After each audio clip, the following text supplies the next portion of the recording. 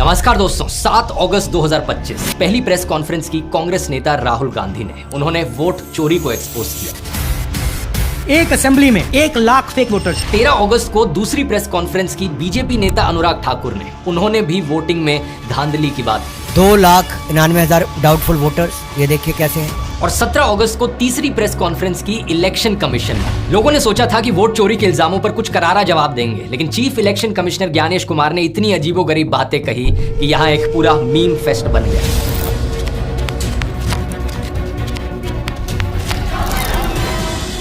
आइए इस पूरे मुद्दे को थोड़ा गहराई से समझते हैं। राहुल गांधी की वोट चोरी वाली प्रेस कॉन्फ्रेंस की ये तस्वीर आपने जरूर देखी होगी, सोशल मीडिया पर बहुत वायरल हुई। इस फोटो में ऊपर लिखा है 1,250 वोट चोरी, नीचे लिखा है 5 तरह की वोट चोरी। क्या है ये 5 तरीके?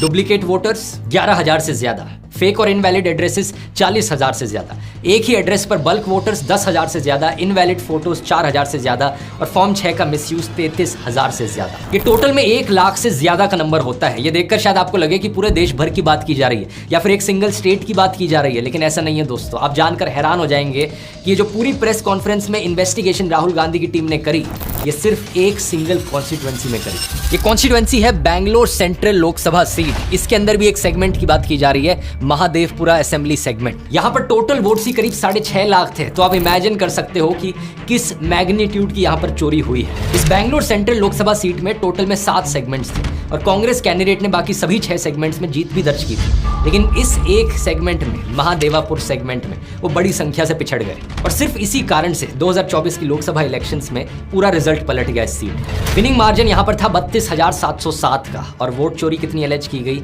1,250। इसका मतलब ये हुआ दोस्तों कि डेमोक्रेसी को हाईजैक किया जा चुका है। राहुल गांधी ने यह भी आरोप लगाया है कि 2024 की महाराष्ट्र असेंबली इलेक्शंस को भी कुछ इसी तरीके से चुरा लिया गया था। असल में यह बात पहले भी उठी थी दोस्तों। आप ये 16 जनवरी का न्यूज आर्टिकल देख सकते हैं। देश भर में लोकसभा की इलेक्शंस और महाराष्ट्र में असेंबली इलेक्शंस सिर्फ कुछ ही महीने के गैप में हुए थे, लेकिन जितने वोटर्स ने लोकसभा की इलेक्शन में वोट दिया और जितने वोटर्स ने महाराष्ट्र की स्टेट इलेक्शंस में वोट दिया, उसमें एक बहुत बड़ा अंतर है। स्टेट इलेक्शंस में अचानक से 1 करोड़ नए वोटर्स जुड़ गए। केवल 5-6 महीने में 1 करोड़ नए वोटर्स। ऐसा कैसे हो सकता है? इतने वोटर्स तो 5 साल में भी नहीं जुड़े। 1 करोड़ नए वोटर विधानसभा में वोट करते हैं, लोकसभा में नहीं किया, विधानसभा में किया। राहुल गांधी ने उस समय भी कहा था कि सीसीटीवी फुटेज देना और वोटर लिस्ट देना इलेक्शन कमीशन का फर्ज है, लेकिन अब 20 जून का ये न्यूज आर्टिकल देखिए। इलेक्शन कमीशन ने पोलिंग ऑफिसर्स को कहा कि चुनाव के 45 दिन बाद सीसीटीवी फुटेज को डिस्ट्रॉय कर सकते हो। जब इंडिया टुडे ने आरटीआई फाइल करके पूछा कि इसके पीछे क्या कारण है, ऐसा क्यों करना चाहते हो, तो इलेक्शन कमीशन ने कारण बताने से मना कर दिया। इन्होंने कहा कि मैटर सब जुडिस है, जबकि 2017 में सेंट्रल इंफॉर्मेशन कमीशन ने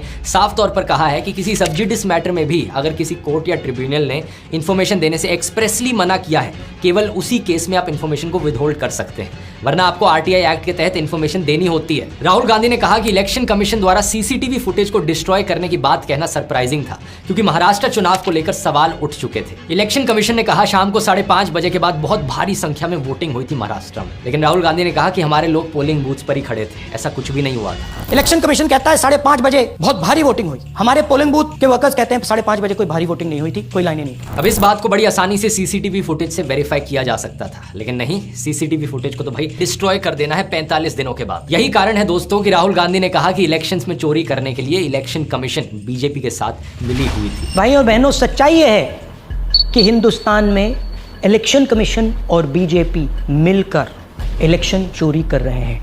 ये पूरा का पूरा सबूत ब्लैक एंड व्हाइट में आज हमने आपको दिया। अब कुछ लोग ऐसे हैं दोस्तों हमारे देश में जो हमारे नॉन बायोलॉजिकल प्रधानमंत्री नरेंद्र मोदी को अपना लिविंग गॉड मान चुके हैं। ऐसे लोगों से तो लॉजिक की उम्मीद नहीं की जा सकती, लेकिन जो बाकी लोग हैं, आप एक कॉमन सेंस की बात सोचिए। चलिए एआई फिएस्टा पर मौजूद सभी एआई से ये सवाल पूछ लेते हैं। एक लॉजिक का सवाल है, 2 लाइन में जवाब देना। अगर चुनाव को लेकर सवाल उठ रहे हैं और इलेक्शन कमीशन के रोल पर लोगों को सस्पिशन हो रहा है, तो ऐसे में एक बेगुनाह मासूम इलेक्शन कमीशन सीसीटीवी फुटेज को प्रिजर्व करेगा या पोलिंग ऑफिसर्स को सीसीटीवी फुटेज डिस्ट्रॉय करने के लिए कहेगा? चैट जीपीटी ने कहा कि एक बेगुनाह और जिम्मेदार इलेक्शन कमीशन स्वाभाविक रूप से सीसीटीवी फुटेज को सुरक्षित रखेगा। जेमिनाई ने कहा कि एक बेगुनाह चुनाव आयोग सीसीटीवी फुटेज को हर हाल में सुरक्षित रखेगा, उसे नष्ट करने का आदेश कभी नहीं देगा। डीप सीक ने भी यही कहा कि इलेक्शन कमीशन सीसीटीवी फुटेज को प्रिजर्व रखेगा। परप्लेक्सिटी ने भी यही कहा, क्लॉड ने भी यही कहा, ग्रॉक ने भी यही कहा। और जिस भी इंसान के अंदर थोड़ी सी भी कॉमन सेंस है वो भी यही कहेगा। लेकिन हमारे chief election commissioner Gyanesh Kumar अभी भी पूरे देश को गैसलाइट करने की कोशिश कर रहे हैं। अपनी प्रेस कॉन्फ्रेंस में कहते हैं कि हम सीसीटीवी फुटेज नहीं दिखा सकते क्योंकि माताओं और बहनों की वीडियो कैसे दिखाएंगे। क्या अपनी माताओं, बहुओं, बेटियों सहित किसी भी मतदाता की सीसीटीवी वीडियो चुनाव आयोग को साझा करनी चाहिए क्या? अरे बाप रे, क्या आप यहाँ बाथरूम की फुटेज दिखा रहे हो? क्या किसी के बेडरूम की फुटेज दिखा रहे हो? नहीं ना, किसी के घर के अंदर की फुटेज तो नहीं है ना। ये पोलिंग बूथ है, यहाँ पर लोग कपड़े पहनकर आते हैं। इनफैक्ट ये पोलिंग बूथ में सिर्फ वोट डालने की सीसीटीवी फुटेज है। हमें तो यहाँ पर किसी का चेहरा भी नहीं देखना, बस एक अंदाजा लगाना है कि क्या 5:30 बजे के बाद सही में इतनी बड़ी संख्या में लोग आए थे वोट डालने के लिए या फिर नहीं आए थे। सिर्फ भीड़ का अंदाजा लगाना है। और बात तो यहाँ पर यह है कि अगर आप वोट चोरी जैसे भारी एलिगेशंस लगने पर भी सीसीटीवी फुटेज नहीं दिखा सकते तो वहाँ सीसीटीवी लगाने का पॉइंट क्या बना? हटा दो उस कैमरे को, फिर लगाई किस लिए रखा? प्रेस कॉन्फ्रेंस में राहुल गांधी ने हरियाणा और मध्य प्रदेश के असेंबली इलेक्शंस का भी डिटेल में जिक्र किया। बीजेपी को एंटी इनकम्बेंसी नहीं लगती थी। ओपिनियन पोल, एग्जिट पोल कुछ कहते थे, रिजल्ट कुछ और आता था। हरियाणा, महाराष्ट्र, मध्य प्रदेश उदाहरण माहौल बनाया जाता था। अब मध्य प्रदेश के लीडर ऑफ ऑपोजिशन उमंग सिंगार जो कांग्रेस के नेता है, उन्होंने 2023 के मध्य प्रदेश असेंबली इलेक्शंस में भी 27 सीट पर वोट चोरी होने का आरोप लगाया है। ये जो 27 सीटें हैं, इनमें बीजेपी का विनिंग मार्जिन केवल 28 वोट से लेकर 15,600 वोट के बीच था। उदाहरण के तौर पर सागर डिस्ट्रिक्ट की सुर्खी सीट, जहां बीजेपी नेता गोविंद सिंह राजपूत जीते 2178 वोट से, और इलेक्शन से पहले 2 महीने में यहाँ 8994 वोट्स लिस्ट में ऐड किए गए। अब यहाँ तक देखो तो कोई बड़ी बात नहीं है, क्योंकि हो सकता है इन 2 महीने में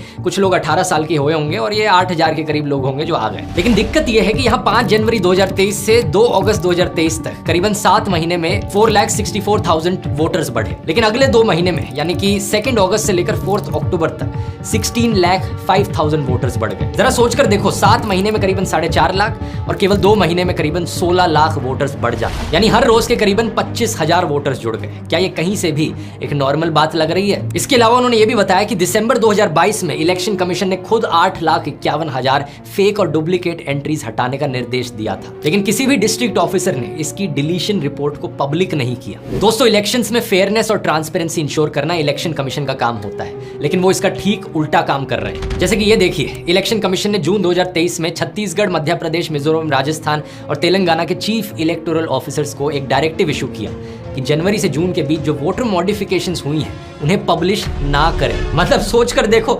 नॉर्मली डायरेक्टिव इशू किया जाता है कि कुछ वोटर मॉडिफिकेशन हुई है उसे पब्लिश कर दो, लेकिन यहाँ पे एक ऑर्डर दिया जा रहा है कि मत पब्लिश करो। जब इंडियन एक्सप्रेस ने इस चीज को लेकर स्टेट इलेक्शन कमीशन को कांटेक्ट किया तो इन एलिगेशंस पर जवाब देने से ही मना कर दिया उन्होंने। और यहाँ ये भी बड़ी दिलचस्प चीज है कि बीजेपी नेताओं ने रिप्लाई में क्या जवाब दिया। इसे लेकर मध्य प्रदेश के बीजेपी नेता विश्वास सारंग ने कहा कि असेंबली इलेक्शंस के 20 महीने बाद ही कांग्रेस नींद से क्यों जागी है? जब इलेक्शन रिजल्ट्स घोषित किए जा चुके हों, उसके 45 दिन के अंदर अंदर आपको चैलेंज करना होता है, और वो प्रेस कॉन्फ्रेंस से नहीं होता, उसके लिए इलेक्शन पिटीशन देनी होती है। ये बात इन्होंने यहाँ बिल्कुल सही कही है कि अगर इलेक्शन रिजल्ट्स में कोई गड़बड़ी लग रही है तो रिजल्ट्स डिक्लेयर होने के 45 दिन के अंदर अंदर कोर्ट में इलेक्शन पिटीशन फाइल करना होता है। इसका प्रोविजन हमारे कॉन्स्टिट्यूशन में दिया गया है आर्टिकल 329 में। इसे लेकर एक स्पेसिफिक लॉ भी है, representation of the people act 1951। इसका सेक्शन 80A ये स्पेसिफाई करता है कि इसकी ज्यूरिसडिक्शन हाई कोर्ट के पास होगी, जबकि सेक्शन 116A में यह स्पेसिफाई किया गया है कि इलेक्शन पिटीशन के मामले में हाई कोर्ट का जो जजमेंट है उसके खिलाफ सुप्रीम कोर्ट में भी अपील